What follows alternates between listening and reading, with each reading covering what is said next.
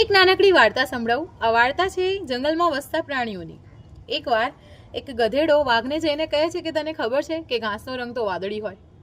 તો વાઘ કહે છે કે ઘાસનો રંગ વાદળી ક્યારથી થવા લાગ્યો? ઘાસનો રંગ તો લીલો જ હોય. તો ગધેડો માનતો નથી કે ના, ઘાસનો રંગ તો વાદળી જ હોય. હવે આ ચર્ચા એટલી બધી ચાલી કે આજુબાજુ બીજા જે પ્રાણીઓ હતા એ લોકોએ પણ આ વાત સાંભળી. એમાંથી સસલું એ બંને પાસે જઈને કહે છે કે તમે બંને એક કામ કરો, તમે સિંહને જઈને કહો કે આમાંથી સાચું કોણ. પછી એ બંને સિંહ પાસે જાય છે. પછી ગધેડો જઈને સિંહને કહે છે કે રાજન, તમે વાઘને સમજાવો ને, એને કહું છું કે ઘાસનો રંગ વાદળી હોય તેમ છતાં એ માનતો નથી અને એવું કહ્યા કરે છે કે ઘાસનો રંગ તો લીલો હોય.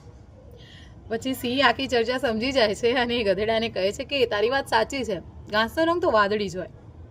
પછી ગધેડો ખુશ થઈ જાય છે અને પછી સિંહને કહે છે કે હવે આ વાઘે મારો આટલો સમય વ્યર્થ કર્યો આ ખોટી વસ્તુમાં, તો તમે એને કંઈક સજા આપો. તો સિંહ કહે છે હા, કેમ નહીં.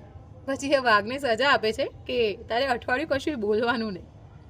હવે ગધેડો ખુશ થઈને ચાલ્યો જાય છે અને વાઘથી રહેવાતું નથી. એટલે એ સિંહને કહે છે કે રાજન, ઘાસનો રંગ તો લીલો જ હોય, તો તમે કેમ ગધેડાની વાતમાં આવી ગયા? ત્યારે સિંહ કહે છે કે નાહકની ચર્ચામાં ઉતરવું એની કરતાં એની હામાં હા મિલાવીને એ વાતનો ત્યાં જ અંત લાવો સારો. તને પણ ખબર છે કે ઘાસનો રંગ લીલો હોય અને મને પણ, તો ખોટી શું કામ ચર્ચા કરવી. આ વાર્તા અહીંયા સુધી જ.